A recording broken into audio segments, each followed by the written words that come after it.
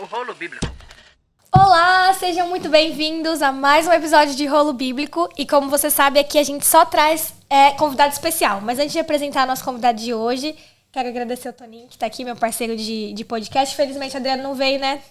Poxa, gente. Mas ele tá por na uma boa lembrança causa. lá. E aí, Toninho, animado pro podcast de hoje? Eu quero conhecer essa história da Maísa, que a gente tá trazendo aqui pra conhecer. Ela tem uma experiência muito marcante. Eu não sei os detalhes, vou conhecer agora. Ah, legal. Então vai ser surpresa. Maísa, muito obrigada por você ter aceitado. Seja muito bem-vinda. Obrigada pelo convite. Eu que fico honrada de estar aqui e poder compartilhar a minha história. Eu já ouvi você contando essa história e eu tenho que dizer que eu admiro muito você pela sua história, mas principalmente pelo amor que você tem por Jesus. Por compartilhar a missão e falar daquilo que você acredita. Você faz com amor, um brilho nos olhos, que às vezes eu fico até envergonhada. Eu falo, eu preciso um pouco disso também. Talvez o pessoal que tá assistindo tá se perguntando, mas quem é essa Maísa? Quem é a Maísa? Que trouxeram aqui? Por que eu ouviria a história dela? Quem é você? Então, eu poderia me apresentar aqui com 1 milhão de títulos. 1 milhão não, porque nem tanto, né, gente?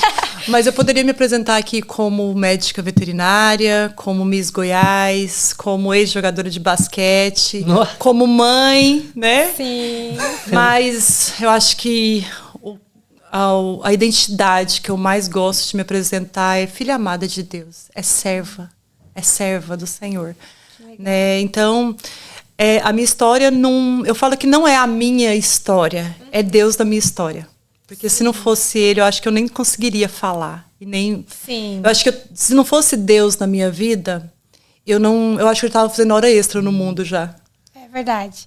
E a gente quer falar sobre tudo que trouxe você até aqui hoje, né? E eu queria muito que a gente conversasse um pouco sobre identidade, sobre como a sua perspectiva sobre você mesma mudou ao longo dos anos. Você vai contar aí a sua história, de como você, né, chegou aqui até os Estados Unidos, como era a sua vida lá no Brasil. Mas eu queria que você contasse também, falasse um pouco sobre como você se vê hoje e como você se via no passado. Mudou? Qual que foi, assim, que você acha que foi a característica que mais mudou pra você, assim, de se olhar e se enxergar? Eu acredito que o mundo, ele impõe uma identidade que não é uma identidade celestial, né? Uhum. E por muito tempo na minha vida, eu peguei a identidade que o mundo me ofereceu. Né? Vou falar do tempo que eu joguei basquete, mas o tempo que eu fui modelo. Que era uma identidade... Qual veio antes? Hã? Qual que veio antes? Eu joguei basquete, aí depois eu ainda jogava e era modelo. Aí depois eu jogava, era modelo e foi estudar veterinária. Uau! Você é bem confusa, você 1000 coisas, né? Mas eu fiquei pensando, assim, por muitos anos depois que tudo isso passou... eu estava na capa de revista, de outdoor, fazendo a aparição, sei lá, em novela, programa de televisão. Sério? E qual que era a minha identidade, né? A gente quer o quê? O que o mundo impõe pra gente. É um padrão de beleza que a gente nunca vai alcançar. Sim. Então foi a época que eu mais estive doente mentalmente. Uau. Porque para modelo, você... É uma comparação muito grande, porque você nunca está no peso ideal. Eu estava, 20 quilos a mais magra, e mesmo assim eu me sentia gorda. Uau. Mesmo assim eu olhava e falava, nossa, podia emagrecer. Podia perder mais aqui. Tem uma gordura debaixo do meu braço. Meu joelho. Você sempre achava um defeito, porque você se comparava muito. Então é um padrão de beleza que o mundo impõe. E eu achava que isso às vezes era coisa da minha cabeça. Mas conversando com outras amigas que também eram modelo, falou que a época que elas mais foram doentes emocionalmente foi na época que ela era modelo, porque o padrão que é exigido. Hoje eu acho que tem já a curve, né? A plus. Tipo categorias mais. Mas na minha época não. Mas eu vejo muito... Na minha época também não tinha muita harmonização facial. Então você nunca é satisfeito com o que você é. Você sempre quer um pouco de boca, uma sobrancelha mais elevada, um nariz fino. Um maxilar mais marcado, né? Você sempre vê, assim, uma busca de um padrão que você não vai chegar na medida da perfeição, né? Sim. E tudo isso mudou muito quando eu encontrei Deus. Quando eu encontrei a presença de Deus na minha vida, quando Deus falou, olha, você é minha filha amada, você é a menina dos meus olhos, você é minha joia rara, né? Porque beleza sem propósito não serve para nada. Uau. É vazio, beleza sem propósito, você não leva nada. É verdade. Né? Você nunca vai estar satisfeito, né? Nunca. Você nunca vai estar satisfeito. Uhum. Mas aí conta pra gente, então, da onde que você é do Brasil, como que foi sua infância, antes da Maísa modelo, da Maísa Miss, como é que era a Maísa? Eu sou do interior de Goiás, divisa com Mato Grosso, Mineiros.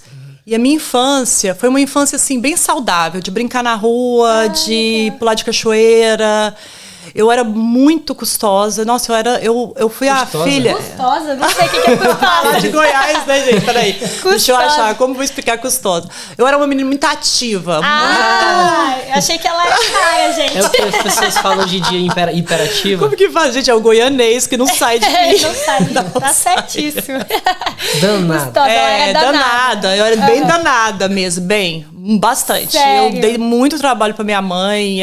Você pensar, coisa que moleque faz, eu fazia. Olha só. Né? Desligar relógio da igreja no meio do culto. Meu Deus. No meio da pregação, eu ir lá desligar e sair correndo. O relógio da energia. É, da energia. Gente. E sair correndo. Aí o pregador diz, irmã, vamos orar que Satanás não quer que a gente... Continue esse culto. Continue esse culto. Mas assim, eu dei muito trabalho. Meus filhos são muito quietinhos perto do que eu era. Sério? Sabe? Não eu era deixa eles assistirem esse podcast. Não, eu era uma criança muito inclusive. ativa mesmo, assim. Muitos animais, tinha carneiro, papagaio, periquito, cutia, que era um porquinho, tipo um porquinho do mato, um monte de cachorro. Que legal. Então, do interior de Goiás. E ali tinha um time de basquete, que era só de menino. Tinha umas meninas que jogavam basquete também, mas eu era mais nova. Comecei a jogar basquete. Com quantos anos isso, mais ou menos? Uns 12 anos eu comecei a jogar. Cedo? E aí eu sempre jogava eu treinava mais com menino. Eu gostava mais de jogar com menino. E aí quando eu fui de Mineiros pra Goiânia, pra estudar, pra fazer... Mineiros era o nome do lugar que você ficava? Era, divisa com Mato Grosso. Quando você falou Mineiros, eu achava que a sua família era de Mineiros. Todo mundo acha que é de... É o Mineiros em Goiás. Tá. E aí, quando eu cheguei em Goiânia, eu pus na minha cabeça que eu ia jogar basquete profissional. E isso não saía da minha cabeça, que eu ia entrar na seleção goiana. Olha que legal. E aí eu fui atrás de onde que estava treinando, aonde que era. E eu não achei aonde que era a seleção goiana, mas eu comecei a treinar com os meninos no Jockey Clube. Então eu treinava com os meninos e... Oficialmente, tipo... Você era parte do time? Do time masculino ali. Olha treinava, só não jogava campeonato, mas eu participava do treino com eles. Só que aí quando abriu a seleção para fazer a peneira para a seleção goiana, como eu treinava com os meninos, para jogar com o menino foi fácil, eu passei. E aí eu comecei, aí eu joguei na seleção goiana, joguei campeonato universitário, depois estadual, nacional, campeonato nacional. Legal. Quantos anos tempo você ficou lá no basquete? Foi até eu me formar. Na faculdade? Na faculdade. Olha, bastante tempo. Até eu me formar. Uau. Só que aí eu joguei em Goiânia, aí depois eu fui jogar em São Paulo, em Americana. Fiquei em Americana pouquinho tempo, e aí eu joguei em Santa Catarina, joguei em Criciúma, em Florianópolis. Aí já era perto, assim, não tinha como eu estudar, porque era 8 horas de treinos por dia. Então, Uau. ou você jogava ou você estudava. Eu tinha bolsa na faculdade, mas eu não conseguia cursar, porque não dava. Uau, é bem puxado. Aí eu tive que tomar uma decisão. Ou eu voltava para Goiás e ia fazer uma faculdade, ou ia esquecer e jogar. Isso pesou muito, porque eu queria muito fazer faculdade, por mais que eu tinha bolsa lá no Sul, mas não dava para estudar. E aí eu voltei para Goiás e fui cursar veterinária. Ai, que legal. E aí, nesse tempo, meus pais se separaram. Teve divórcio dos meus pais, a gente passou por um problema financeiro, né? No caso de separação, os filhos sempre sofrem mais, né? Sim. Então, eu andando no shopping, uma moça me chamou para ser modelo. Olha. E eu vi uma grande oportunidade de ter um dinheiro, de comprar minhas blusinhas, né? Ter essa independência ali. E aí eu comecei a trabalhar de modelo, aí fui fazendo outdoor, propaganda de televisão. Como as pessoas acham os modelos? Essa moça é uma pessoa que procurava por... É da agência de modelo no shopping. Me viu e falou, a gente tá procurando modelo, abriu essa agência, você tem interesse e tudo. E antes mesmo de eu jogar basquete, eu pensava. Só que parecia que, como eu morava no interior, parecia que era algo tão, assim, distante, né? Que eu fui jogar basquete... E até esqueceu disso. E aí eu vi uma oportunidade de ter um dinheirinho. Então eu comecei a jogar. Eu jogava basquete ainda na seleção goiana, era modelo, e aí eu cursava veterinária. Eita! Então era. Às vezes eu saía do jogo de basquete. Não, às vezes eu saía do. Vamos falar, de uma aula de prática dentro de um curral. Colocava um salto alto para ir pro estúdio. Uau, que loucura! Era bem. Eu levava uma mochila, assim. Tudo podia acontecer. Todo dia. Às vezes eu saía de um estúdio de foto e ia pro jogo de basquete, porque tinha campeonato. Então que era. Bem legal, muito legal. Era bem dinâmico. Não é uma vida muito comum. Mas aí você então começou a ser modelo ali na cidade, mais coisas assim da região ali. Em Goiânia. Assim, aí acabou um tempo que tinha muitos outdoors, que tinha campanha minha, jornal, a televisão, VT, né, na televisão. E ali eu ganhei o concurso de Miss Goiás. Legal. E aí eu fiz bastante trabalho também fora. E aí eu fui pro Miss Goiás, que é o Miss Brasil, representando Goiás. Certo. Aí, então você participou do Miss Brasil também. Eu fui do Miss Brasil. Legal, tinha vontade de saber disso aí. Muito legal. E aí você também me disse que fez alguns trabalhos no SBT, alguma coisa assim? Isso aí foi mais pra frente. Quando eu mudei pro Pará, quando eu casei, mudei pro Pará. Aí ali no SBT tinha um programa assim de entrevista de famosos que ia fazer show ou fazer algum evento na cidade. Aí eu cobria só o evento. O evento, legal. Mas aí então, voltando um pouquinho, lá você estava em Goiás e Desculpa, você foi Miss Goiás em que ano, mais ou menos? 2009. 2009. E aí, nessa época, você ainda estava na faculdade? Eu estava no último ano de faculdade. De veterinária. Eu estava, assim, já terminando o curso de veterinária. Certo. E foi aí que você casou? Depois que eu formei, aí eu fui trabalhar na minha área e um ano depois eu casei. Certo, legal. E como que era o seu relacionamento, assim, com a família? Você tinha alguma religião nessa época? Não, os meus pais, a minha mãe, a família toda da minha mãe era adventista. Era de gerações, né? Minha bisavó, minha avó, minha mãe era adventista. O meu pai, ele era católico, mas não frequentava a igreja, nada. E eu não gostava de crente, eu não gostava. Por quê? Eu sei que eu falava assim... esses crentes me irritam, gente, Deus transforma a gente de uma forma... Eles só sabem rir e comer. Olha! Mas é verdade. É bem preciso.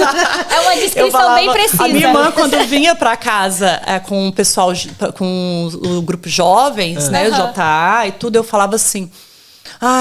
já vem aqui esse crente, só sabe comer e rir. O que ri tanto? Quando eu passava na faculdade, o pessoal, os crentes dizem assim... Olha o povo feliz. Olha o povo feliz. A gente sabe que hoje, né? E Deus transforma. Então, assim, eu não gostava. Sim. A minha mãe, às vezes, oferecia... se você for na semana de oração, eu te pago R$50 por dia. Olha! Ai, mãe, não precisa. Às vezes tava melhor que eu tava rico. Eu falava, não precisa. Então, assim, eu tinha...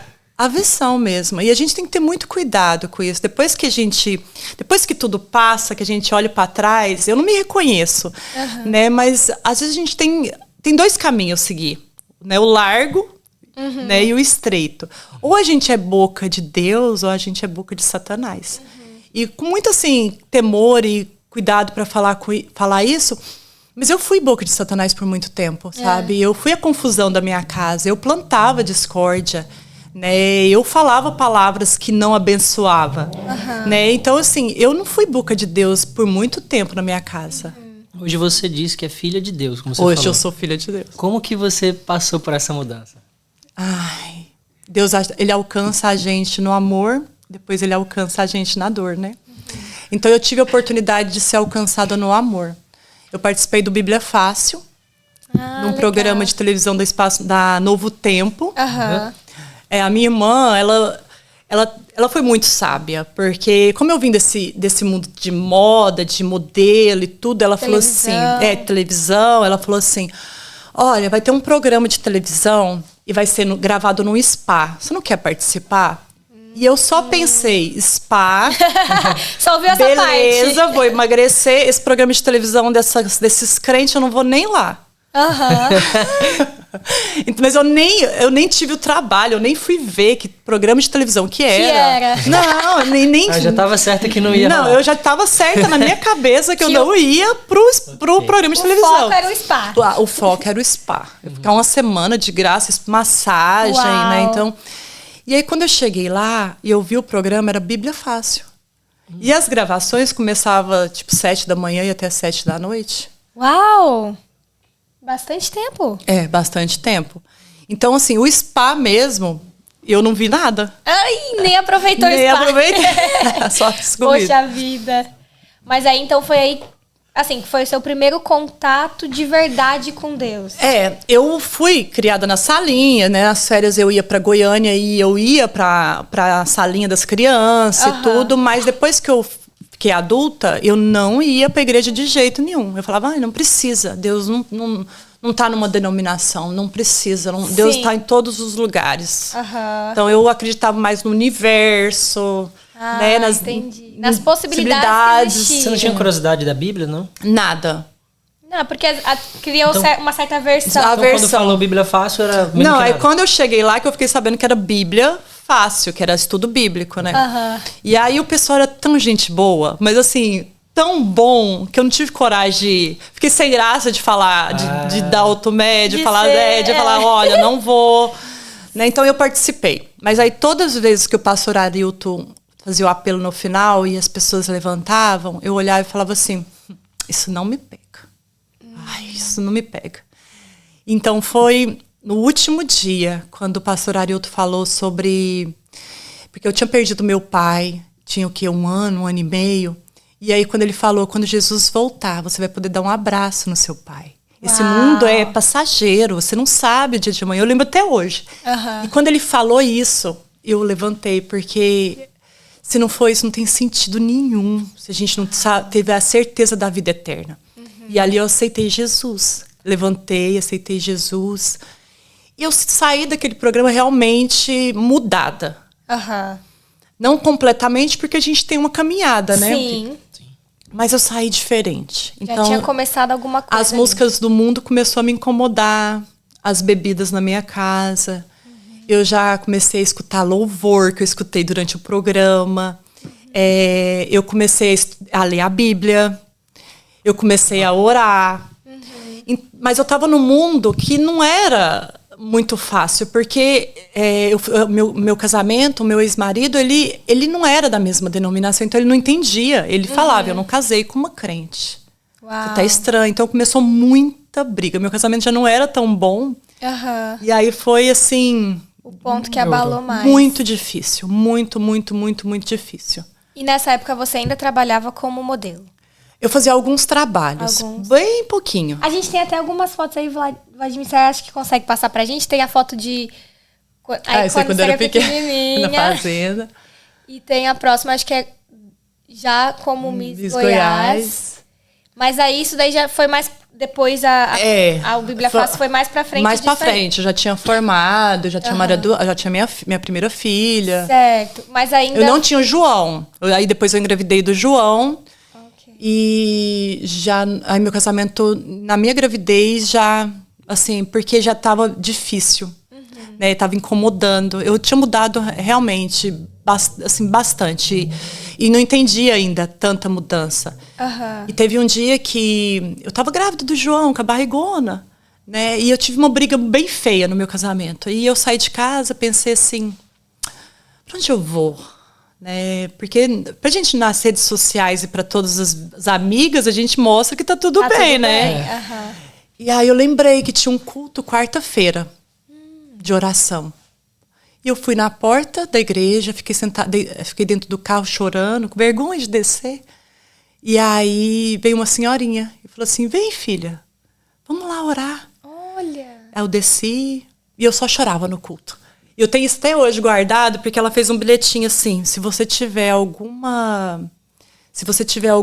dificuldade no parto, precisar de enxoval, a gente pode te ajudar. E não era nada disso, eu tinha tudo. Eu tinha uma vida muito confortável, eu tinha tudo, sabe? Uhum. E aí ela me pôs a mão na minha barriga e falou assim, eu quero ungir seu filho, eu quero orar por ele. E aí ela orou, consagrou meu filho para Deus e tudo. E eu saí daquela quarta-feira de oração bem diferente também. Uhum. Aí, assim, meu casamento acabou, o João nasceu, meu casamento acabou. E eu me vi no Brasil pensando, e agora? Eu tenho que recomeçar. Uhum. Eu tinha um pet shop, eu fechei o pet shop. E eu tinha que recomeçar, assim, realmente do zero. Uhum. Eu já não trabalhava de modelo, já não jogava basquete, já não tinha mais a minha profissão, teria que procurar algo, né, na minha área. E aí eu pensei, como é que eu vou recomeçar aqui? A dificuldade que eu vou ter de recomeçar no Brasil, eu acho... Você deixou de fazer essas coisas por causa da transição, por causa que se incomodava? Não. Eu já tinha parado, né, de trabalhar. Eu estava morando no interior do Pará. Então eu já não estava trabalhando já com isso. Né? Então, na gravidez do João, aí meu casamento acabou. Uhum. E aí eu pensei, falei, eu vou ter que recomeçar a minha vida. Aonde eu vou recomeçar? O João já estava com o quê? 2 aninhos, mais ou menos. E aí eu pensei, bom, a dificuldade que eu tenho de recomeçar aqui no Brasil é a dificuldade que eu tenho de recomeçar nos Estados Unidos. Então, eu vou embora. É melhor sofrer lá. Já vou sofrer lá. Então, eu tinha um apartamento em Goiânia já tinha mudado para Goiânia. Uhum. Falei assim para minha mãe, eu vou embora, pega minhas coisas aí, dá pra Adra, para quem você quiser, mas eu vou embora. Uhum. Minha mãe falou, como assim? Eu falei, mãe, eu vou comprar minha passagem e eu tô indo. E assim eu fiz. Com 2 crianças. Com 2 crianças, sozinha. Uma mala, um cachorro e um sonho. Uau! Muito corajosa. Isso foi quando? Foi em... Quando foi o Covid? 2019, 2020? Foi, 2019 para 2020. Foi, eu cheguei aqui, nos Estados Unidos, né? Meus filhos, uma mala, um cachorro e um sonho de revalidar o meu diploma de veterinária. E fechou tudo, que era pandemia. Então, quando eu entrei no Tom House, que eu tinha acabado de alugar, aí deu lockdown no Tennessee e fechou tudo. Fechou tudo. Pegou de surpresa. Uau. E aí que a gente vai começar a história que você vai contar pra gente da experiência que você passou, né? E tem muitas lições para aprender. Eu acho que você já tinha aprendido muita coisa aí, né? Muita coisa. Mas aí Deus falou, bom, agora... Quando a segunda fase. Quando eu tinha aceitado Jesus, mas eu não tinha raiz. Uhum. Eu não fazia devocional, eu não lia a Bíblia todos os dias. Eu orava ainda assim, mas não tinha um estudo, né? Eu conhecer a verdade libertará. Eu não tinha tanto assim, eu ainda estava caminhando, mas muito devagar. Uhum. Né? Não tinha estudo bíblico, não lia a Bíblia com frequência. Né, tava um pouco ainda perdida. Eu lembro que eu liguei pra minha irmã e falei assim, eu preciso ter fé. Como é que eu faço pra ter fé? Qual é a receita? Eu falei, como é que eu faço pra ter essa fé assim que vocês falam? Uhum. Aí minha irmã, mas a fé vem de ler a palavra. Uhum. Eu falei, mas ler o quê? Aonde? Que eu vou ler? Qual parte? Né? Então, eu ainda tava assim, meio confusa, né? Então, aí no Tennessee fechou tudo, que era pandemia, e ali, assim, eu aprendi bastante na escassez, porque eu tinha uma vida muito confortável no Brasil. Eu tinha ajudante, eu tinha uma casa bonita, casa grande, né? Uhum. O quarto dos meus filhos decorado, e eu chego num Tom House que era só um colchão. Uau! E nada mais, né? E caixas, e mala, né? Uhum. Mas eu não... quebra o nosso orgulho, né? O impacto é muito grande. Mas acho que todo mundo, assim, que independente da situação financeira, quando você muda de país, parece que a sua necessidade, assim, de se apegar com Deus, assim, da sua você tem mais noção de como você depende de uma força maior, como você depende de Deus, né? Porque você tá sozinha, você não tem família, né? E tem a questão de que a mudança financeira, enfim, em várias áreas, ela é muito impactante. Muito impactante. Mas eu olho essa fase do Covid, sabe, com alegria, porque a gente aprendeu a ser feliz no no nada, no pouco. Porque meus filhos desciam escada com a caixa de papelão.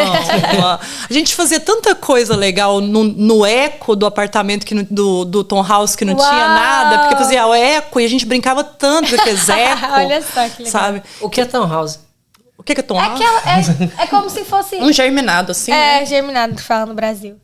Nossa, piorou. Aquelas casinhas que tem aqui, que é assim, ó, uma portinha junto com a outra, junto com a outra, junto com a outra. Ah, sim. É quase um apartamento, só que ela é uma casinha porque tem 2 andares. Ok. Então, eu vi felicidade ali, assim. Meus filhos aprenderam a ser feliz no muito e ser feliz no pouco. Né? E a Maria, ela tem mais noção, porque o João era muito pequenininho, mas ela fala, nossa, mãe, a gente não tinha nada e a gente era tão feliz. Ai, que legal. Ela tinha quantos anos quando veio pra cá? A Maria tinha uns 7, 8 anos. 7, 8 e o João tinha 2. 3. Né? E aí passou a pandemia, eu comecei a trabalhar de delivery, de entregar comida, né? Tipo Uber Eats, da DoorDash. E eu comecei a trabalhar assim com as crianças no carro. Então eu fazia uma meta de fazer, acho que era $100, $80 por dia, porque eu tinha uma meta que se eu fizesse isso eu conseguiria pagar as despesas. Então eu fazia a entrega com as crianças no carro. E eu falava, assim, eu fazia toda uma logística para a coisa funcionar. Eu dava comida para eles antes, falava, agora a gente vai brincar de fazer delivery. Eles iam junto? Eles iam junto até meia-noite. Uau! E tinha lugar que eu tinha que descer para pegar a comida. Tipo, tinha restaurante, você tem que descer para ir lá pegar. Sim. E eu não descer com 2 crianças, num frio. Aí eu falava, filho, então agora a gente vai brincar de esconde-esconde. Vocês escondem ainda no porta-mala ou esconde aí, a mamãe vai tentar achar vocês. Então vocês ficam escondidos. E aí eu ia lá, buscava comida, fingia, achei. Não. Então era assim, pra eles era uma diversão. Sim. Mas era bem cansativo pra mim. Sim, com certeza. Todo começo aqui é muito difícil. É muito cansativo. Às vezes a pessoa pensa que não, que é mais fácil. Vou pra lá. Eu falo que vir para os Estados Unidos é como se nascesse de novo. Porque você perde a referência. No Brasil, a Maísa, a Maísa jogadora de basquete, a Maísa filha do fulano, né? Aqui você não tem nenhuma referência, acabou. Só mais você tá fazer a sua referência novamente, né? Então você nasce de novo aqui. Agora, já que a gente tá falando sobre Deus, assim, e vir para os Estados Unidos, você acha que isso influencia positivo ou negativamente? Você acha que a pessoa que vem para os Estados Unidos se afasta ou se aproxima de Deus? Eu acho que se aproxima. Eu acho que se aproxima, porque aqui o problema é mais potencializado. Se a gente não tem Deus aqui, não tem uma certeza que tem um pai que está cuidando dos mínimos detalhes. Eu não sei como que... Eu não consigo imaginar como que é se não tem um Deus presente ali. Sabe? Porque aqui a gente, às vezes, o problema é tão simples, mas ele é potencializado. Sim. Tudo para o imigrante. É uma experiência que só quem passa sabe, né? Como é que é. É uma coisa difícil, em vários sentidos. Muda muita coisa pra gente. Muita coisa. Por isso que eu fiquei pensando esses dias, sobre Abraão, né? Que ele falou, sai da sua terra, da sua parentela, que eu vou te mostrar a terra, né, para você. E ali Abraão fortaleceu a fé dele. Então eu acho que quando a gente sai da nossa zona de conforto, sim, e apega-se a Deus, que Deus é essencial e tá ali, né, cumprindo uma promessa. E é o dono do nosso futuro, E é o dono do nosso futuro, né? É ali que fortalece a fé. Certo. Maísa, e aí, assim, a gente sabe que você foi vítima de tráfico humano lá no Tennessee, não é? E em que momento isso aconteceu? Isso foi logo que você chegou? Foi um pouco depois? Como que aconteceu? Então, o tráfico humano aqui nos Estados Unidos, né? A gente às vezes pensa que pode ser igual aquela novela que a gente vê as meninas no porão, correntada, com cunho às vezes sexual. Deus salve Jorge. Mas o tráfico humano aqui, é você ser ameaçada num trabalho que você não quer realizar. Isso pode ser um tráfico humano, né?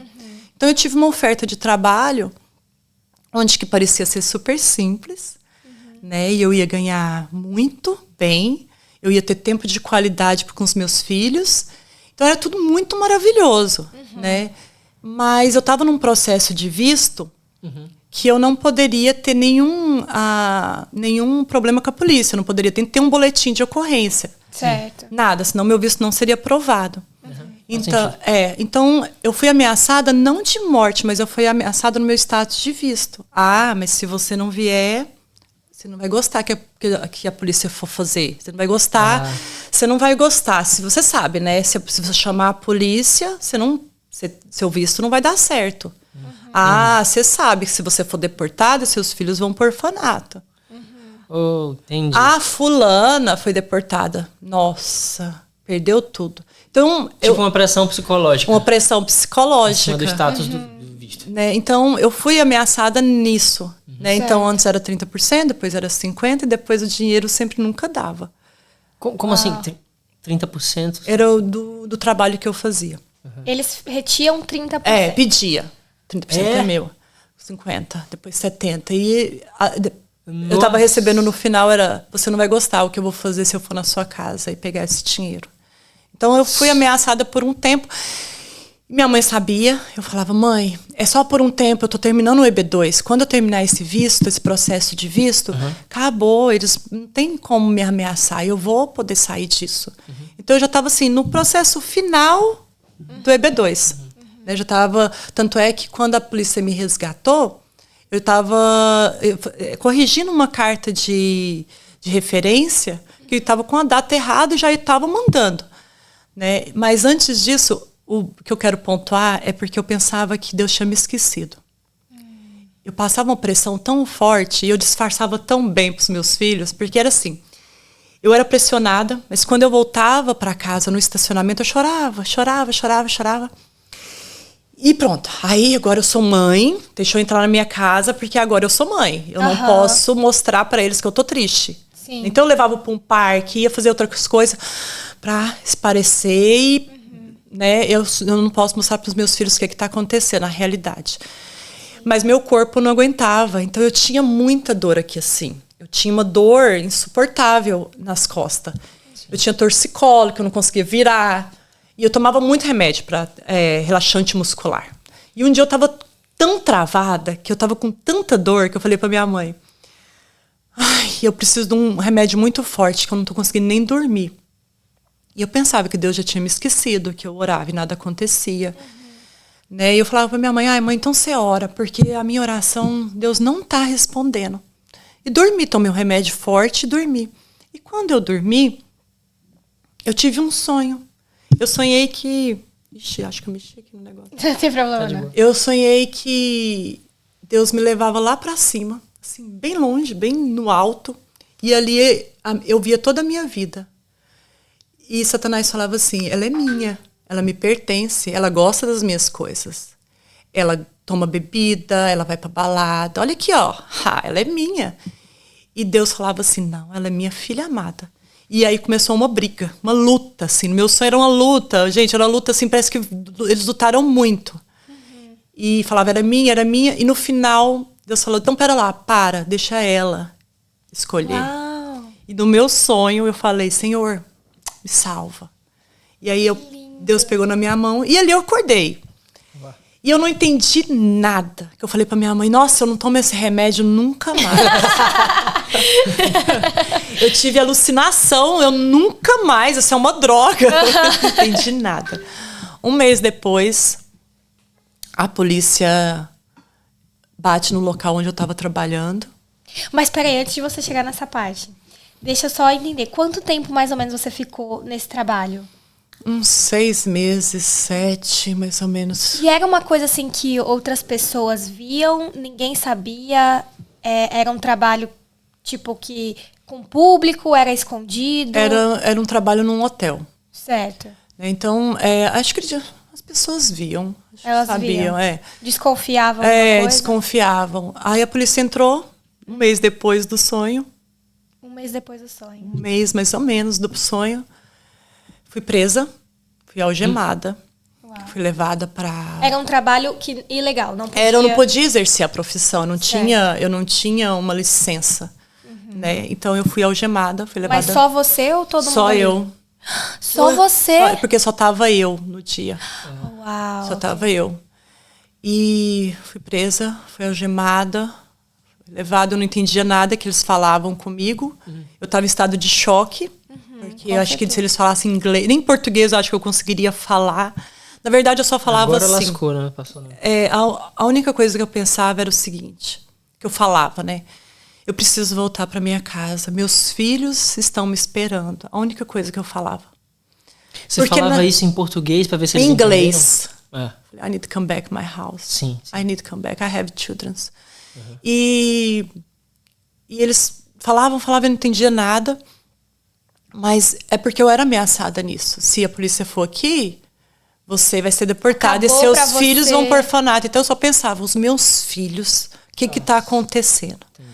Será que foi, sabe, só via... Você imaginou que a polícia estava batendo ali e na sua casa pegando os já seus pegando filhos. os meus filhos. Então eu não conseguia, eles pegaram o meu celular e eu não levei nada, eu nunca levava nada, era só minha bolsa mesmo. Mas nesse dia específico, eu levei meu computador, porque eu precisava corrigir uma carta do meu visto.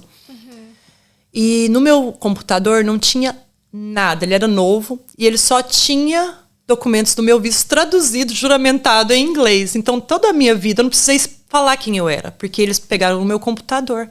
E toda a minha vida estava ali, quem eu era, o que eu fazia, estava tudo ali no computador. Então eu fiquei... Parece providência, né? Eu tenho certeza que é a mão de Deus. Eu não entendia nada, eu só chorava e pensava, pronto, acabou. Deus me esqueceu mesmo, né? E eu orava muito, né? Eu fui para uma cela assim, fechada, e ali eu só orava. E ali naquela cela, eu tive a presença de Deus. Eu senti muito forte a presença de Deus comigo. Eu senti Deus falando comigo assim, Paulo e Silas cantando na prisão. E olha que eu nem sabia muito de Bíblia. Eu pensava assim, gente, por que eu tenho que cantar? Por que ele está falando isso para mim? Cantar na prisão não faz sentido nenhum. Né? E então eu comecei a realmente, os hinos pouquinhos que eu sabia ali, eu cantava e eu orava. E eu sentia Deus falando para mim, calma, vai ficar tudo bem. Tá tudo bem. Vai ficar tudo bem. Porque você ainda era nova na fé, né, Maísa? Você ainda não tinha tido tanta experiência. Não, eu não tinha. Eu conhecia, eu aceitei, mas eu não tinha firmado raiz ainda. Era uma fé muito rasa. Sim. Né? E aí falaram que eu tinha que pagar uma fiança, porque eu estava exercendo uma profissão ilegal. Eu consegui ligar para minha mãe. Eu tinha no Ziploc, num cofre, um dinheiro guardado que era as taxas imigratórias, minha e dos meus filhos. E era só aquilo que eu tinha. Eu não sabia nem quanto que tinha realmente ali, assim, mas eu falei só assim para minha mãe, pega o dinheiro do Ziploc e vem pagar a minha fiança. Ela, quanto que deu? Quanto que é? Isso sua mãe estava aqui nos Estados Unidos? Estava aqui nos Estados Unidos. Eu falei, mãe, eu não sei quanto, mas traz o dinheiro. Aí ela foi, Júlia, e em centavos. Foi o valor exato da minha fiança. Exato, em moedas, em centavos. Eu saí e voltei para casa. Nossa, eu estava muito diferente. Eu olhava o meu guarda-roupa e pensava assim, o que adianta esse tanto de roupa? O que adianta esse tanto de bolsa, de sapato? E se eu não volto para cá amanhã? O que adianta isso tudo? Né? Eu estava muito, muito, muito diferente. E aí eu comecei a acordar de madrugada para orar. E numa dessas madrugadas, eu falei para Deus, Senhor, eu quero conhecer aquele Deus que eu conheci na cela. Eu quero gostar de ler a sua palavra, porque eu não entendo nada. Eu quero gostar das suas músicas, porque eu não gosto. Se o Senhor existe mesmo, transforma a minha vida. Se o Senhor existe mesmo, eu quero que o Senhor muda totalmente a minha vida. E eu comecei a ter sede da palavra de Deus. Eu comecei a ler Marcos, Mateus, Lucas, eu não conseguia parar. Eu ficava em casa porque eu ainda não sabia o que eu ia fazer da minha vida. Você não ouviu mais sobre aquele pessoal lá do trabalho? Não sabia mais nada. Eu lembro que você contou que eles tinham ficado com o seu passaporte. Não. No começo, não ficaram com o meu passaporte. Eles só ameaçaram. Só ameaçava. Então, eu comecei a ler a Bíblia e ter sede da palavra de Deus, assim, muito forte. Acho que foi uns 5 dias depois, a polícia me procurou novamente para eu voltar na delegacia, que eles precisavam muito falar comigo. Uau, você já ficou assustada. Eu fiquei com muito medo de eu ter que voltar ou ser deportada, porque eu não sabia, eu achava que eu já tinha que voltar para o Brasil, porque o EB2 para mim já era, não tinha mais jeito.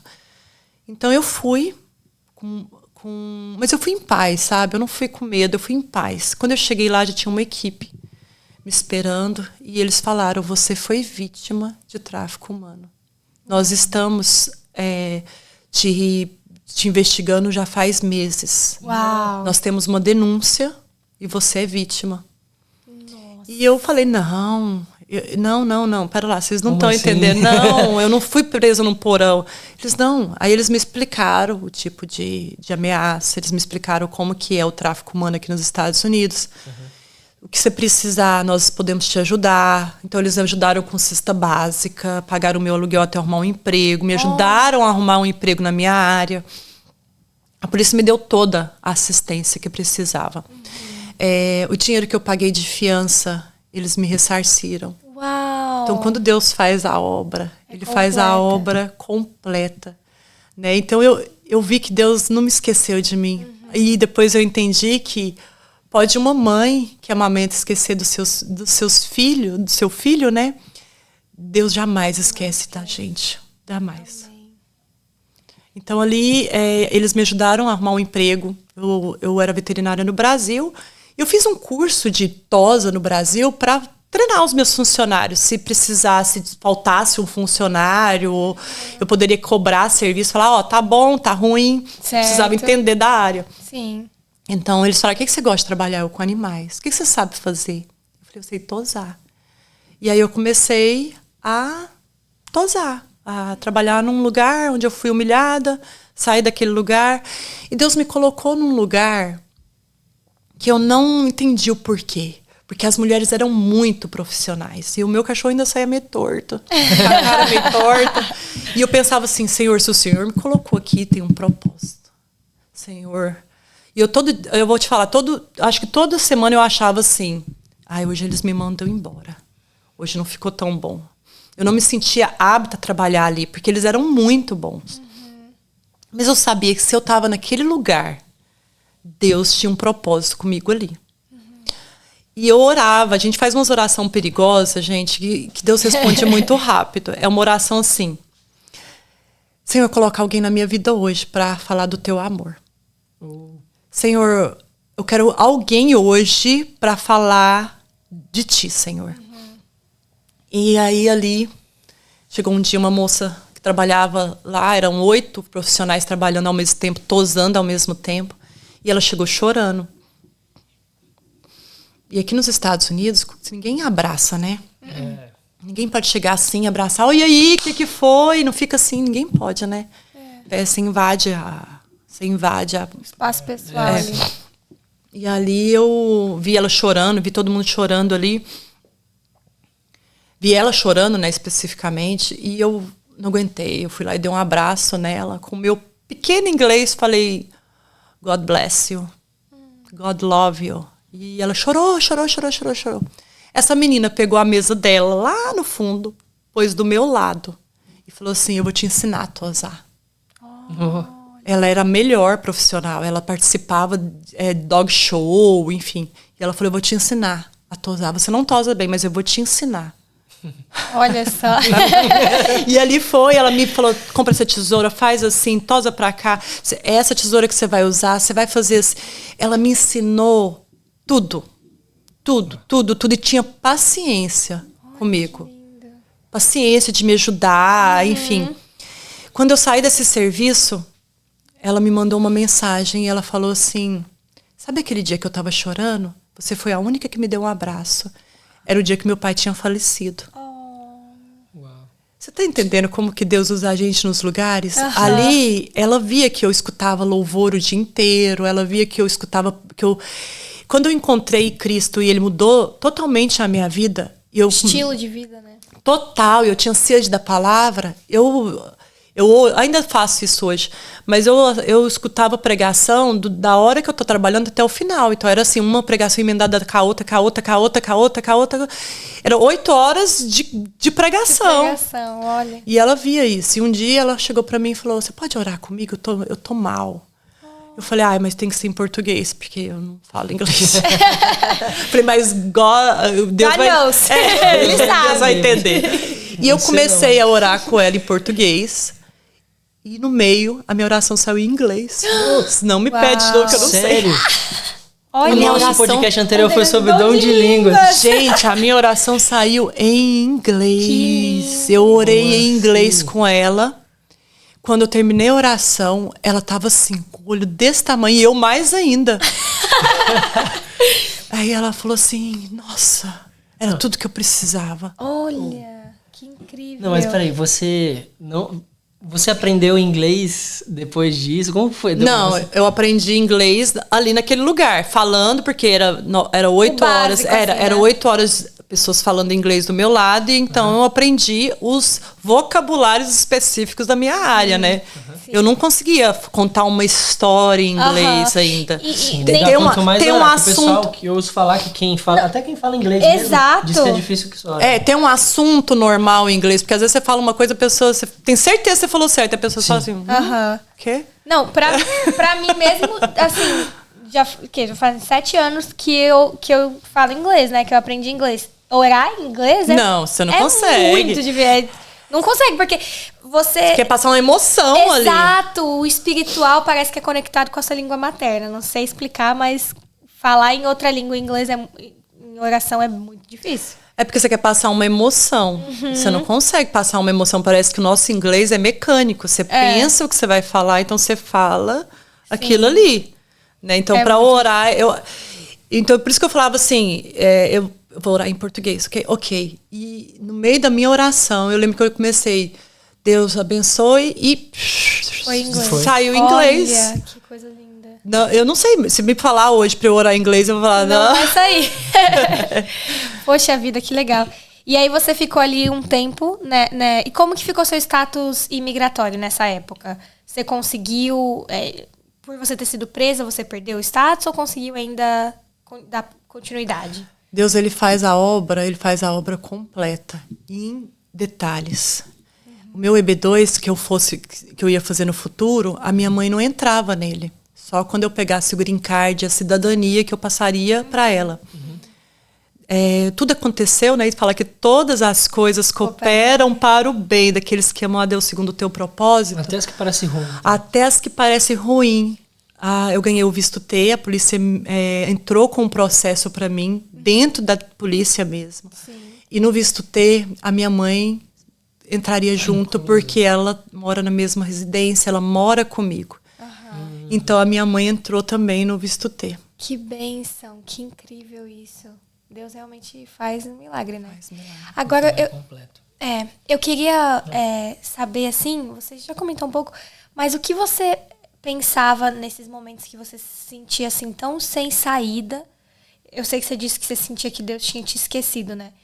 Mas assim, você tinha perspectiva de futuro? Você achava que você ia conseguir sair daquilo? Ou que nunca mais você ia conseguir sair daquela situação?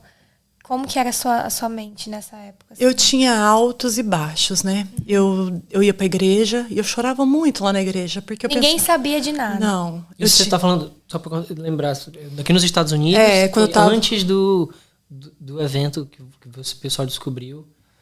Quando eu tava sendo ameaçada. Ok, no quando ainda tava ali primeiro naquele trabalho. Eu chorava muito na igreja, ninguém sabia. Eu não tinha visita de um pastor. Às vezes, se um pastor me visitasse, às vezes eu conseguiria contar, né? Mas ali na igreja, as igrejas americanas, elas são mais frias, né? Pela cultura deles. Ninguém pergunta nada, o que está acontecendo, ou você precisa de ajuda, eu posso te visitar. Não é assim, a cultura aqui é bem diferente, né? Então eu chorava muito e eu achava assim que realmente Deus tinha me esquecido. Eu achava que... Eu falava assim, eu já estou indo longe demais. E eu comecei a ir longe demais, porque como eu achava que Deus tinha me esquecido, eu precisava às vezes amenizar a minha dor. Em vez de eu buscar na palavra, eu tomava uma garrafa de vinho para dormir. Porque eu não conseguia dormir. Eu tinha muita dificuldade de dormir porque eu não queria dormir, na verdade. Porque eu sabia que no outro dia ia começar tudo novamente. Uau. Então eu pensava, vou tomar isso aqui, aí eu tenho um sono pesado. Em vez de tomar remédio para dormir, eu vou tomar uma garrafa. Então eu já ia para esse lado. E aí eu falava, mãe, se Jesus voltar hoje, meus filhos estão salvos, mas eu não. Uau. Eu não tô. E aí eu fico imaginando que é uma mistura de sentimento, né? Porque a tristeza de você estar longe de Deus, a tristeza de você estar numa situação que não te permite ficar perto dele, porque você não conseguia, né? E aí a culpa, o medo... O medo e o visto TB2, ele é um pouco complexo, então eu mandava as documentação, aí voltava com um erro, aí eu mandava de novo, aí voltava uma data, aí eu mandava de novo. E eu falava assim, eu não vou conseguir. Assim, então tinha altos e baixos. Quando eu mandava a documentação, eu falei, ai, vai dar certo. Aí voltava, aí eu pensava, ai, não vou conseguir. Mais um mês, mais 15 dias. Porque a sua saída era se o visto fosse aprovado, que você não precisaria Não mais precisaria mais desse trabalho. Entendi. Então, e eu tinha uma pressão muito grande também da parte do pai do João, da Maria, porque eles queriam que eles fossem para o Brasil. Eu não podia ainda sair dos Estados Unidos, ainda não posso. Mas eu não podia sair. Então, a cada 6 meses, ele entrava na justiça para as crianças ir para o Brasil. E eu ainda tinha que provar que eles não poderiam ir no Brasil. E aqui, assim, a imigração aqui, o documento não é um papel timbrado. É um documento que você pega na tela do computador. Isso no Brasil, eu falava assim, mas como é que o juiz vai entender isso? E não entende, realmente. E aí era sempre muito tenso, porque se meus filhos fossem para o Brasil nas férias, eles não iam voltar. Nossa. Se alguém te perguntasse, mas olha só, você tinha tanta coisa, você tinha fama no Brasil, um trabalho interessante, ou mais de um, né? Uma empresa... Aí você veio passar por tudo isso aqui. Servir a Deus vale a pena? Não é uma queda, na verdade, né? Quando eu estava no mundo da moda, né, na ascensão, eu tinha muitos convites, né, para festa, para tudo. Era tudo muito fácil. Eu queria comer no restaurante, eu podia comer no restaurante que eu quisesse e tal. Mas eu voltava para casa e quando eu colocava minha cabeça no travesseiro, tinha um vazio que nada preenchia. Eu tinha dinheiro para comprar bolsas, para viajar, Mas quando eu deitava minha cabeça no travesseiro, o vazio não preenche, porque eu não tinha a presença de Deus. Eu tinha coisas, mas eu não tinha Deus. Então, servir a Deus, eu acho, é ali que está a verdadeira felicidade. Quando você está no centro da vontade de Deus, eu encontrei a verdadeira felicidade. E se tivesse uma loja hoje, falando assim, aqui vende felicidade, tinha fila de espera, tinha senha. Com certeza. Tinha. Mas, e é tão simples. Uau. E é tão disponível e é de graça. Isso me faz lembrar de uma história bíblica, quando Naamã, ele, né, tinha... A lepra no corpo, e Deus fala para ele mergulhar 7 vezes no rio, e ele não é assim. E aí o servo dele disse, mas senhor, se ele tivesse te pedido uma coisa difícil para fazer e viajar não sei da onde, pegar um pó mágico, não sei o que você tinha feito, é uma coisa tão simples, por que você não quer fazer? E aí, exatamente isso que você está dizendo, né? Felicidade é fácil, é só ir. E aí eu entendi por que os crentes ri tanto. Verdade. Mas não quer dizer que não tem sacrifício. Não, muito. Muita gente passa por muita luta, mas a gente passa com a certeza que tem um Deus. É que Ele que luta as nossas batalhas. E a gente pode dormir e descansar nele. Tem uma frase em inglês que é assim, pick your poison. Que significa, literalmente, escolha o seu veneno. Tipo... você não vai ter 100% de paz e de tudo que tu quer. Vai dar certo. Vai dar certo sempre, necessariamente, mas o que vale mais a pena? Se é ter tudo isso no mundo, né? Ou você ter uma paz interior e seguir a Deus. Mesmo com sacrifício. Mesmo com sacrifício. É verdade. E você comentou que você sentia que tinha uma promessa de um chamado para vir especificamente para Orlando. Por quê? Isso que eu queria saber um pouco. Na verdade, isso tudo que aconteceu foi em Tennessee? Foi no Tennessee. Para o parênteses fechar, ok. Na verdade, começou a me incomodar muito de ir para a igreja e voltar para casa e eu sabia que Deus não tinha me mudado para isso. Eu falava, não, se Deus mudou a minha vida, se Ele fez toda essa obra, tem um chamado. Não foi à toa. Não é para ser banco de igreja. Então isso me incomodava muito. E eu voltava para casa e pensava assim, que eu tô fazendo pro reino de Deus? E aí começou as orações, né? Eu comecei a orar e falar assim, Senhor... E eu tinha uma casa muito boa no Tennessee, era um quintal lindo, era a casa... Eu ganhava bem, eu tinha uma estrutura boa no Tennessee. Depois de que tudo isso passou... Depois que tudo isso aconteceu, eu ganhava muito, eu ganhava bem no meu salário, no meu trabalho. A casa que eu morava era a casa dos sonhos. Sabe aquelas casinhas de filme americano com um quintal grande? Cerca baixinha, assim. Cerca baixinha. E eu comecei a orar e falar assim, Senhor, me leva para onde o Senhor queira. Que seja feita a tua vontade. Eu quero te servir. Eu comecei a falar, eis-me aqui. E eu lembro que era inverno no Tennessee e eu me sentia sozinha, então eu falava assim, ai, Pai, coloca pessoas na minha vida para falar do teu amor.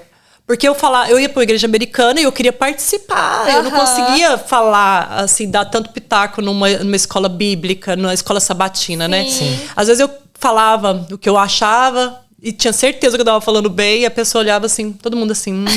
Cara de paisagem. Tipo, vamos, continua, né? Então tá, continua. Oh, meu Então, pai. eu sentia necessidade, eu falava assim, Senhor, coloca alguém na minha vida para falar do teu amor e eu quero te servir. Eu quero que ela coloca pessoas para compartilhar do teu amor. E lá no Tennessee mesmo, Deus começou a me usar. Uma mulher de um pastor da igreja hispana me convidou para ir para um congresso dar o meu testemunho. Eu já tinha vindo aqui em Orlando dar o testemunho no Florescer. Então você veio para cá antes de se mudar. Eu batizei... tem que falar, né? Eu batizei no verdade. Florescer. No Florescer. Que pra quem não sabe, é um evento que acontece todo ano, né? Todo ano para mulheres. Foi lá que eu me batizei. Eu não sabia que tinha... eu não sabia que tinha batismo no Florescer. Até então, eu não tinha sido assim, descida às águas. Né? Então, no Florescer eu me batizei, aí vim pra cá, já tinha dado meu testemunho aqui num evento em Orlando. E aí ela... nossa senhora, tá tranquilo. E ela me chamou pra dar um testemunho num tipo Florescer mais hispano. Certo. Só que eu não... lá no Tennessee. Só que eu não falo espanhol. Meu espanhol é ridículo. Eu acho que tem todos nós. Todo brasileiro acha que fala espanhol e tu vai ver. A gente põe um diminutivo em tudo e acha que tá falando legal. Um pouquinho. Aí eu falei assim, olha, eu vou, mas eu preciso de uma intérprete. Aí ia ser uma intérprete da igreja. Ok. Só que aí no dia de eu ir, de sexta-feira, a intérprete da igreja ligou e falou que tava passando mal e não podia ir e tal. E aí eu coloquei no Facebook, precisa de uma intérprete. Mas nem expliquei que evento que era e tudo. E arrumei uma intérprete. Aí ela foi pro evento, quando ela chegou lá, ela entrou assim e falou assim, é um evento cristão?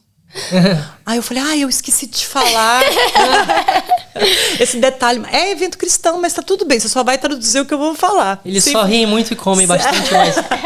Simples assim.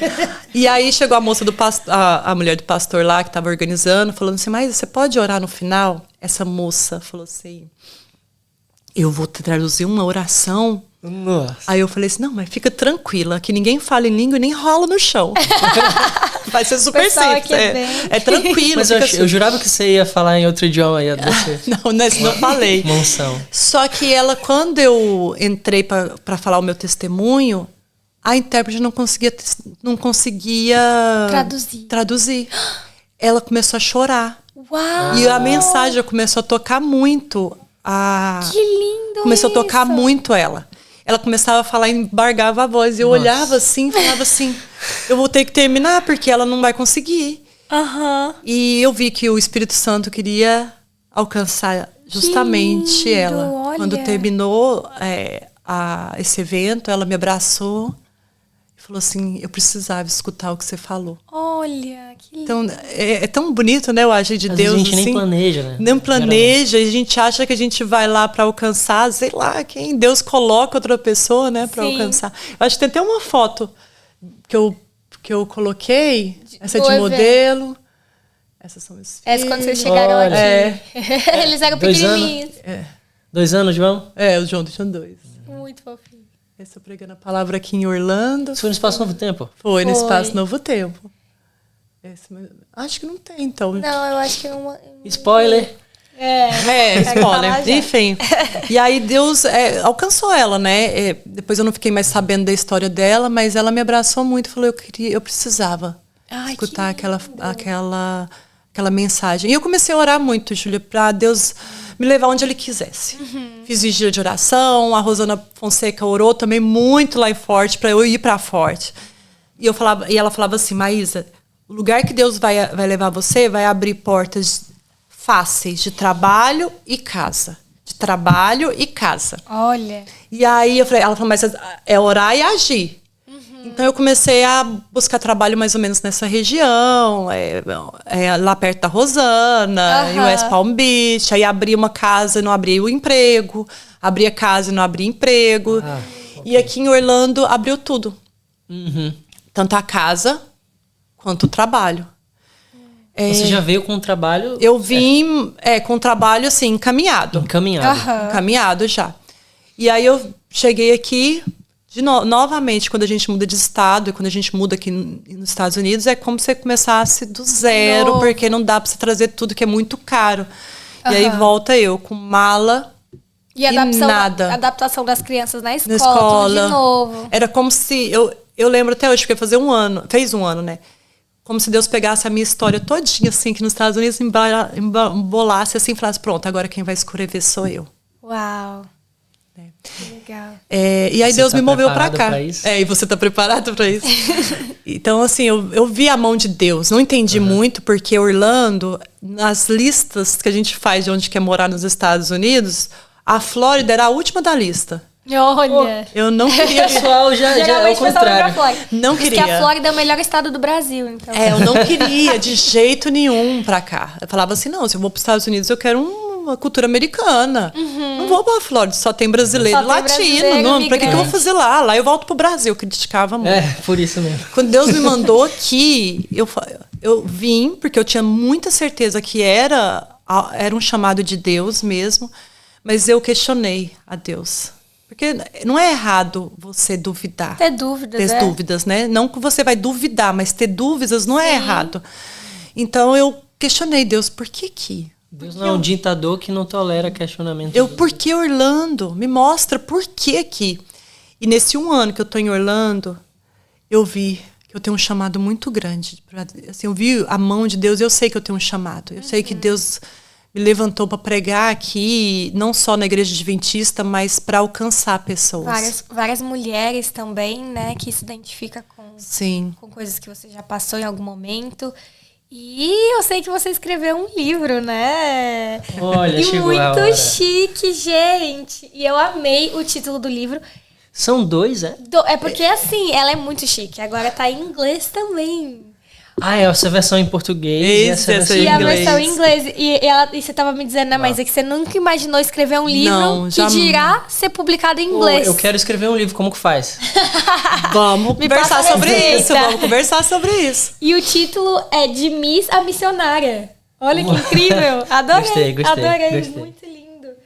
E aí você conta aqui com mais detalhes, né? Mas é seu testemunho. Meu testemunho com mais detalhes. Esse livro, quando eu olho, eu não vejo mérito meu nele. Porque Deus escreveu esse livro antes mesmo de eu pensar ou imaginar escrever. Eu fiz uma cirurgia de apêndice o ano passado e eu questionei a Deus, porque quando eu ia ficar 2 meses sem trabalhar. Eu falei, Senhor, 2 meses sem trabalhar, uma mãe solteira? E aqui quem não trabalha não recebe. Não recebe, não tem seguro, sei lá, de saúde, não tem. Licença maternidade, licença médica, não tem. Né? E aí eu falei assim, Senhor, o Senhor deu justo. Isso não é justo. Como que eu vou prover para minha casa? E eu questionei muito a Deus no hospital, sabe? Eu acordava e falava assim, isso não é justo, Pai. Eu tô pregando a tua palavra. E 1 mês antes de eu ter apêndice, 1 mês não, 1 semana antes de eu ter apêndice, eu tava em jejum e oração. Olha! E eu falava assim, Pai, eu tava em jejum e oração. Tô ficando com medo de ficar em jejum e oração. Por que eu tô passando por isso? Como se eu fosse melhor que outra pessoa por estar em jejum, né? Como que a gente é pequeno. Olha como que Deus corta nossas asinhas e fala, Minha filha, Você tá não... pensando o quê? Você tá pensando quem é você, né, minha filha? E aí eu dormia no hospital pensando nisso e comecei a sentir que Deus falava comigo assim, você vai terminar o que você começou. Você vai terminar o que você começou. Então isso não saía da minha cabeça. Porque no Tennessee, realmente eu tinha começado a escrever. Mas quando chegava numa parte que me machucava, eu não queria falar, eu não queria lembrar, eu parava. Ou vinha uma voz na minha cabeça. Você vai escrever um livro? Quem é você para escrever livro? Então... o desencorajamento. Vem as vozes na nossa cabeça, né? Você escreveu um livro, olha o que as pessoas vão pensar, né? E aí eu parava. Não é para mim escrever isso é doidura. E falava, você vai terminar o que você começou. E aí eu realmente falei, então eu vou terminar. E aí eu comecei a escrever. E aí eu fiz outra oração. Falei assim, Senhor, se isso é coisa mesmo da minha cabeça, ou se é uma coisa que é a sua vontade na minha vida, coloca alguém na minha vida para me ajudar, porque eu não sei escrever livro. Eu não sei mexer em colocar no padrão. Eu não sei nada, editora. Se é da tua vontade, o Senhor vai colocar alguém na minha vida. E passou uma semana, mais ou menos, um moço no Instagram me mandou uma mensagem, a gente começou a debater sobre o grande conflito. Olha! Que ele falou que o grande conflito, que a gente era uma seita, a Igreja Adventista era uma seita. E eu falei assim, então tá, se a gente é uma seita, lê o grande conflito. E se eu estiver muito errada, eu quero mudar de igreja. Aí ele falou, então eu vou ler. E aí ele leu o grande conflito, amou o grande conflito, falou, realmente eu tô errado. Nossa! E aí ele falou assim, olha, eu ajudo pessoas a escrever o livro. Por que você não escreve um livro da tua história? Gente, olha isso. E aí eu falei, você ajuda? Ele falou, ajuda, me chama em privado, vamos conversar. Eu falei, eu tô escrevendo, mas eu não sei como começar, eu não sei se tá certo. E aí eu fui mandando os textos que eu já tinha escrito e ele foi me ajudando. Que legal. A escrever, a colocar, a editar. E ele foi me ajudando passo a passo. Mas a minha ideia era não ser um livro da minha história. Não ser um livro só da minha vida. Sabe? De Deus. Eu queria um livro que as pessoas lessem e falassem assim, eu quero conhecer o Deus que mudou a vida dessa moça aqui, ó. Eu quero conhecer um Deus real que muda e transforma vidas. Se ele mudou a vida dessa moça toda torta, ele pode mudar a minha vida também. Era esse o maior objetivo. Então chegou na parte de evangelização. E ele falou assim, e agora, o que a gente escreve? Aí eu pensei, orei. Eu falei, olha, tem uns cadernos que eu escrevo desde a minha conversão, que quando eu estudo a Bíblia ou momentos que eu estou devocional, vêm as mensagens e eu escrevo muita coisa. Eu já tenho uns 4 cadernos, não sei se isso serve. E aí ele falou, tira foto, deixa eu ver. E aí eu mandei bastante coisa. E aí passou um pouco, assim, uns dias, ele falou assim, mas o seu livro está pronto. Ora. Então, assim, Deus escreveu esse livro. Não, assim, eu não tenho mérito nele, porque Deus escreveu esse livro, nasceu no coração de Deus antes mesmo de eu pensar em publicar um livro. Porque quando você escreveu no caderno, não Quando eu falei para as pessoas, eu escrevi um livro, você estava escrevendo? Não. Como assim? Você já estava escrevendo esse livro? Há quanto tempo você escreveu? Eu falei, não, mas meu livro já estava escrito. Ele já estava escrito antes, já estavam, as mensagens, mais da metade do livro já estava escrito. Deixa eu ver se eu entendi. De certa forma, ele juntou o que você tinha escrito ao longo desse tempo, as anotações, com o que você já tinha começado a escrever intencionalmente do livro? Eu já tinha escrito ele, eu já tinha feito uns 5 capítulos da minha história. Sim. E aí eu tinha visto só que terminar o ponto que me machucava, que foi um ponto bem difícil de colocar no papel, porque é como se enfiasse o dedo na ferida ainda mais e machucar, botar em público, então machuca mais ainda. E aí eu terminei essa parte, e a mais da metade do livro, que é a evangelização, ele já estava escrito. Que legal. Sim. Que ele usou como material. Aquelas páginas que você tinha já escrito. Que bacana. E aí, hoje você fala para várias mulheres, né? Você tem um Instagram. Na verdade, o seu público, em geral, não sei se é mais feminino ou se você fala... Como que é? Meu público, ele é misto. Tanto homem quanto mulher. Né? Deus tem me levantado para pregar a palavra. Amém. Eu jamais imaginei falar. Eu sempre gostei de falar em público, eu sempre, né, eu sempre tive facilidade. Okay. Mas eu jamais imaginei pregar a palavra, subir num púlpito, falar do amor de Deus na internet. Eu jamais, falasse isso para mim há 10 anos atrás, eu falava, você tá louco. Aquela pessoa que você não gostava. Nunca, eu falava, jamais. Mas Deus tem me levantado e queima no meu coração. Não tem nem um minuto que eu não paro e penso assim, tô tosando cachorro e tem uma pessoa pensando em suicidar. Eu tô perdendo tempo e tá salvando alguém. Uau. Eu tô perdendo tempo de falar do amor de Deus. Sabe, tem tanta gente que tá com sede da palavra, tem tanta gente que tá precisando ouvir do amor de Deus. E eu tô aqui perdendo tempo.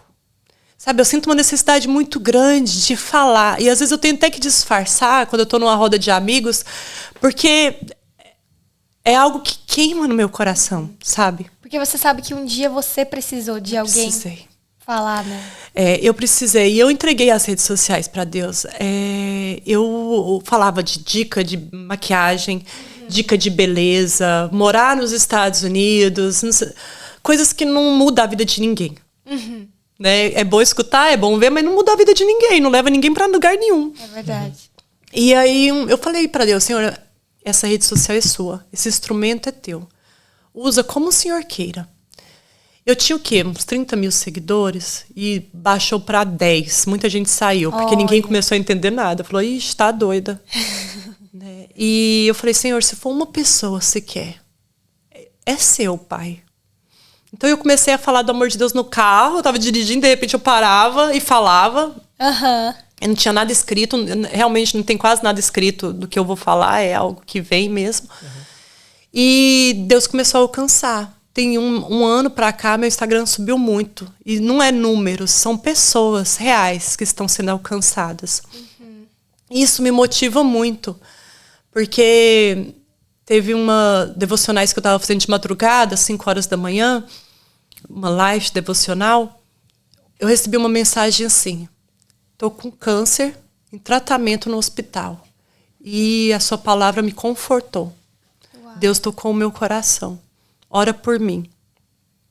Passou outro dia, essa mesma pessoa mandou assim, eu não tenho uma Bíblia, eu gostaria muito de ter uma Bíblia aqui. Olha. Ele mora em São Paulo. Minha irmã mora em São Paulo e eu falei assim, Ana, leva essa Bíblia, pede pro Fábio, alguém levar uma Bíblia para mim nesse endereço. A minha irmã, meu cunhado foi lá, ele é pastor, ele foi lá, levou a Bíblia, se apresentou, falou, a Maísa mandou de presente, se apresentou, falou do amor de Deus, ele está em tratamento de câncer, e falou do amor de Deus para ele.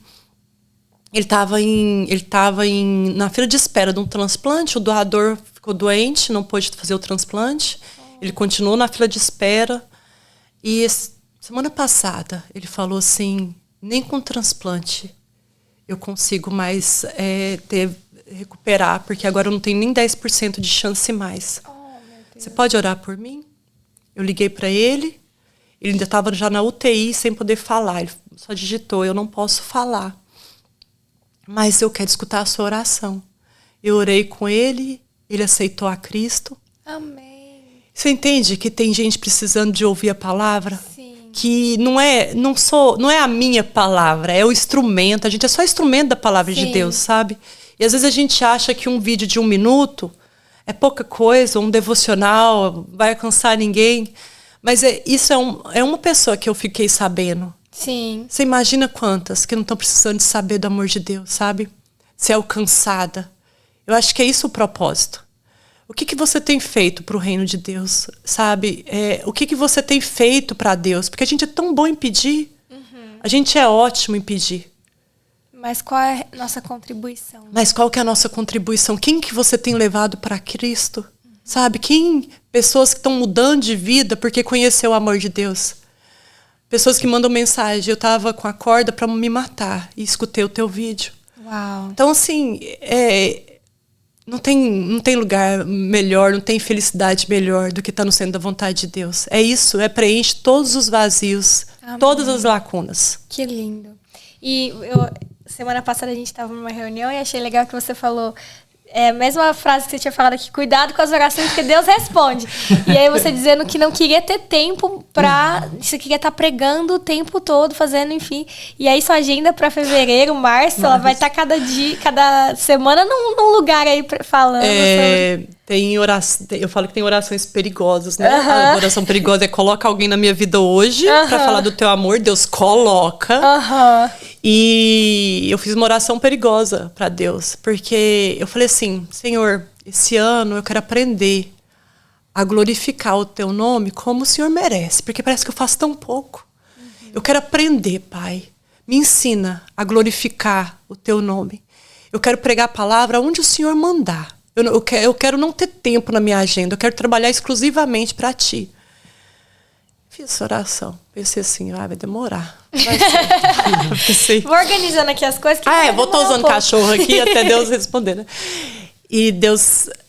logo eu recebi assim, foi instantâneo mesmo. Eu fiz essa oração de manhã. No final do dia, uma moça de Filadélfia me mandou uma mensagem. Oi, mas tudo bom? Você prega? Você pode vir no Dia Internacional da Mulher aqui falar com a gente? Vai fazer um evento e tudo? Nossa, e aí, Nova York e West Palm Beach. Que legal, que legal. Muito bom. Que podcast rápida. Muito incrível. Deus responde. É oração perigosa, né? Quando a gente se dispõe a falar, Senhor, eis-me aqui, eu quero viver. Eu falei assim, eu quero viver o eis-me aqui. Intensamente. O eis-me aqui. Deus responde. E ele responde muito rápido. Deus pega improváveis, né? Eu sou uma pessoa muito improvável para o mundo. Muito improvável falar do amor de Deus. E Deus usa os improváveis que estão disponíveis para falar do amor de Deus. Amém. Eu ouço algumas pessoas dizerem que têm vontade de pregar mais, de ter mais tempo para Deus e de participar da obra dele, mas não tem essa mesma experiência. Elas ainda sentem falta disso. Você teria alguma... Elas ainda sentem, tipo, às vezes elas sentem que estão presas no trabalho, né? Isso eu acho que é o mais comum. Rotina, incluídos ou pela faculdade, enfim. O que você diria para uma pessoa que está buscando servir mais a Deus, só que se sente engolida pela rotina? Tempo a gente cria. Tempo a gente dá para prioridade. A gente só dá tempo para aquilo que é importante. A prioridade na nossa vida. Aí a gente arruma tempo. Né? A minha rotina também é muito pesada. Eu tenho que prover na minha casa, eu tenho que trabalhar. E falar do amor de Deus, você pode acordar de madrugada. Um vídeo de 1 minuto, os Reels demoram 5 minutos para gravar e editar e postar. Né? Então, tempo a gente acha. De madrugada, na hora do almoço, ligando para alguém. Eu falo assim, Senhor... Então, eu falo que a van que eu trabalho, o meu trabalho fala, Senhor, esse trabalho aqui é uma van disfarçada de ministério. Se o Senhor me leva nas casas das pessoas, tem propósito, Pai. Então, que eu possa ser a sua palavra aqui hoje. Então, às vezes a pessoa está falando assim, eu não tenho tempo para pregar a palavra, eu quero servir mais a Deus. Você pode servir a Deus no seu trabalho. Se você é clean aqui, faz faxina... Entra no trabalho falando, eu abençoo essa casa, esse aqui está no nome de Jesus, que essas famílias sejam abençoadas, eu vou lavar. Consagra a casa da pessoa. Se você trabalha na construção, está construindo uma casa, eu estou construindo a casa. Que seja o lar do Senhor, que more pessoas aqui. Eu abençoo. Sim, a gente tem que ser a boca de Deus onde a gente for. Pregar a palavra, às vezes, na farmácia, na fila do supermercado. Né? Eu atendo muitas vezes num lar de idosos. E eu vejo que o senhorzinho gosta de conversar, né? Às vezes eu pego o cachorrinho, pergunto como que tá. E um simples Deus te abençoa e às vezes pode mudar a vida de alguém. Que legal. O que eu mais aprendi, que eu vou tirar aqui, é sobre isso de ser intencional. E de botar, ver que Deus quer que eu faça a missão, inclua, lembre que tudo que na minha vida é dele. É dele. Precisa ser usado para ele. Os dons e talentos, né, são deles. E a gente às vezes acha que Deus não me chamou para pregar, eu não tenho o dom de falar em público, ou de subir num púlpito, ou de, né? Mas não, Deus quer te usar no cotidiano, no ordinário ali. Né? Então, não que Deus não vai te capacitar para falar. Não que Deus não vai te capacitar para você dar um estudo bíblico, né? Não, ele vai. Se for da vontade dele, ele capacita, né? Sim. Olha só, então se tu faz isso no ordinário, talvez essa seja como a vida vira extraordinária. Com certeza. Ah, legal. Com certeza, vira extraordinário e vira mesmo. Nossa, que lindo. Eu aprendi várias coisas e é bonito ver como Deus pode transformar uma pessoa, pode transformar a vida de uma pessoa e usar isso para transformar a vida de tantas outras pessoas, né? Então, mas eu quero te agradecer muito por você ter vindo aqui hoje. Obrigada. Esse podcast rendeu, né? A gente nem sei quanto tempo faz que a gente está aqui falando. A gente nem viu a hora passar. Passa rápido, mas né? muito bom, muito linda a sua história, muito linda a sua fé e testemunho. Você quer fazer mais alguma pergunta? Tem mais alguma pergunta? Porque eu pensei Qual o seu verso bíblico favorito? Legal. Nossa, tem vários. Mas o que eu amo sou eu que tenho planos de paz e não de mal, para dar o fim que ele prometeu segundo o teu propósito. Então clamará e responderá, se me buscar de todo o seu coração. Então que as pessoas que estiverem vindo esse podcast buscar Deus de todo o seu coração. Na Bíblia fala que nossa vida é como neblina, né? Às vezes a gente está aqui e às vezes dissipa. A gente não sabe o dia de amanhã. A gente não sabe como vai ser, se eu vou acordar amanhã. Né? Então, se você está esperando alguma coisa melhorar para você virar Cristo, não perde tempo, vai a Cristo hoje. Porque se você não acordar amanhã, já era. Já era. Vai a Cristo hoje. Não perde a oportunidade. Esse vídeo, às vezes, chega para alguém que ainda está caminhando na fé, ainda não sabe como buscar, ainda não sabe... E é uma oração tão simples que a gente faz, né? A gente não precisa de muita coisa. Às vezes você pode ir para o seu quarto, fechar a porta e falar, Senhor, se o Senhor existe mesmo, muda a minha vida. Eu quero te conhecer. E Deus transforma. Oração perigosa. Amém. Muito bom, estamos precisando. Eu encorajo você vamos ver se você tem coragem, botar aqui embaixo no comentário o que você aprendeu de mais importante hoje nesse podcast. Talvez outra pessoa vai poder aprender contigo também quando ler. Legal, muito bom. Obrigada, Maísa. Você. Deus te abençoe, que Ele continue te usando e você vá assim muito, muito longe e fale da palavra dele para muitas e muitas pessoas. Amém. Obrigada. E obrigada a você por assistir. Obrigada. A gente se vê no próximo podcast.